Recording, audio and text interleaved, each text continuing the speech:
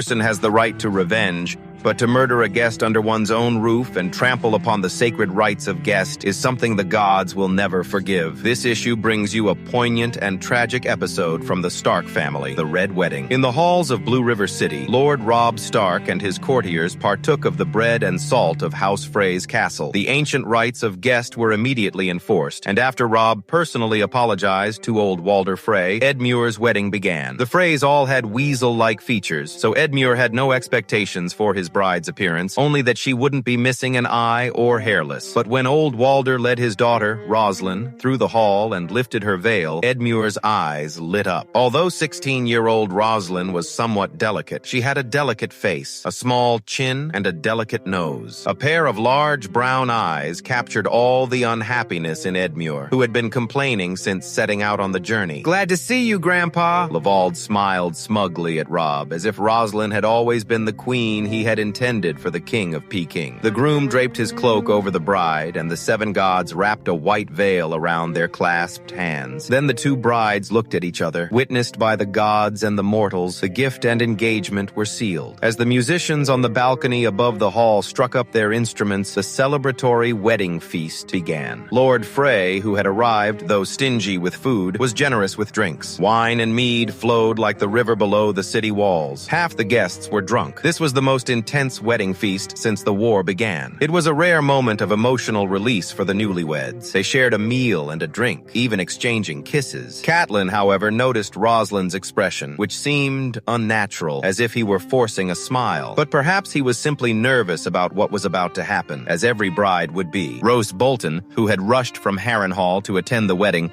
drank nothing and ate very little. He murmured to Catelyn that he too had married one of Freygar's daughters. Old Walder had promised him a dowry equal to the girl's weight in silver. So, without hesitation, Roose Bolton chose the fattest bride. He seemed uninterested in his plight. After a few strong drinks, he simply wanted to find a tree outside to urinate under. So, drunkenly, he excused himself from Catelyn. The Lord of the Crossing, seated in a dark oak chair, suddenly raised his arm, a disgruntled old man. The hall fell silent. The guard was well matched. The wedding entered the bridal chamber. Old Walder asked Robb for instructions. It was time to escort the newlyweds to the marriage bed. Robb naturally nodded in agreement. The crowd erupted in cheers. The band on the balcony resumed their flutes, harpsichords, and violins. The guests crowded the dais, with the drunken one leading the way. The men tightly surrounded Roslyn, lifting him into the air. The women, the girl held on to Edmund. The bride and groom walked out of the hall, their backs entwined. A large group of nobles followed, but Robb did not leave. Instead, he stayed by his wife, Teresa, explaining this unusual wedding custom. Without the bridal chamber prank, how could they prove the couple was married? Teresa smiled and placed her husband's hand on her belly, suggesting this was further evidence that she was pregnant with the King of Peking's child. Catelyn noticed Black Walder slowly approaching, closing the banquet hall door. Before he could rest for a moment, the musicians on the balcony struck up another song. No one sang the lyrics, but Catelyn knew it was Lannister's. Nestor's warning song, Castamir's words. Doubt filled her heart, but Catelyn still tried to comfort herself, believing it was nothing more than a tragic reflection of her own foolishness, sadness, and fear. Outside the castle, through the soldiers' celebratory camp, the Hound led Aaliyah to the city gates. Freyga's guards stopped them, declaring the wedding over and the smoked pork in the Hound's cart no longer needed. Aaliyah noticed several pairs of soldiers, fully armed, running into the castle. Leaving the Hound alone to argue with the guards, she jumped from the cart and ran into the castle. Inside the hall, Catelyn was still pondering the problem, while old Walder loudly declared. Roose Bolton suddenly flashed a creepy smile at Catelyn. Catelyn,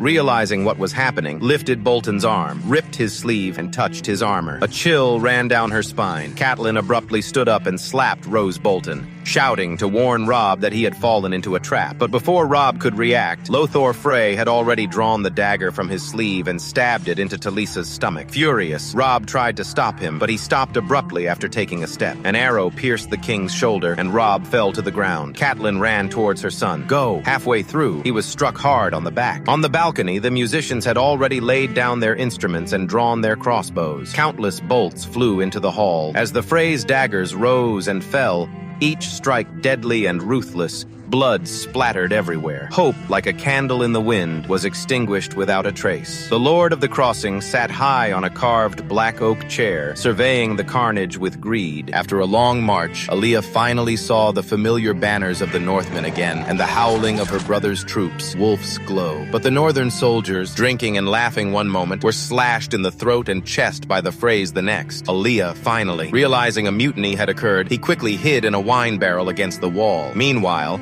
the caged, fated wind's cries were as sharp as a dagger, filled with rage and sorrow. Several soldiers approached the cage with crossbows, taking aim and pulling the trigger without hesitation. All Arya could hear was fated wind's dying wail, piercing his body. She refused to believe it. Her mother and brother were within the city. Arya leaped to her feet and ran for the gate, but the hounds, appearing out of nowhere, stopped her. It was too late. In the hall, Catelyn, bearing the pain, hid under the dining table. The slaughter was over. Robb lay crouched over his wife's body, his eyes devoid of life. Catelyn noticed that old Walder Frey's young wife, Josanne, was also hiding under the table. She picked up the dagger from the ground and with all her might dug it out in front of Walder Frey. Catelyn held a dagger to Josusan's throat, threatening old Walder to spare Robb's life. She would repay betrayal with betrayal. The Freys had achieved their goal, and Beijing would choose to forget and not seek revenge, as long as he spared Robb's life. Tears flowed like poison across Catelyn's face. Her mother's shrill, heartbreaking screams echoed throughout the hall. She clutched Yosan's hair. Numbly, she pressed the blade to her neck. White tears and red drops streamed through her wrists, leaving fingers. The face that Eddard Stark had loved so deeply. Though alive, it was as still as stone. Then Black Walder's steel pressed against Catelyn's throat, cold and harsh. Castamir's song. The rider arrived first. The camp outside the Blue River. The land has become a graveyard. Horns blare. Life feels like the past. Flames reach the sky. Everywhere is the gleam of swords. The dark sky weeps. The river echoes. Some curse, some fall. The Northmen follow Robb Stark, bleeding with him, sacrificing for him, atonement for grief and death. Now in the works of Mount Poem,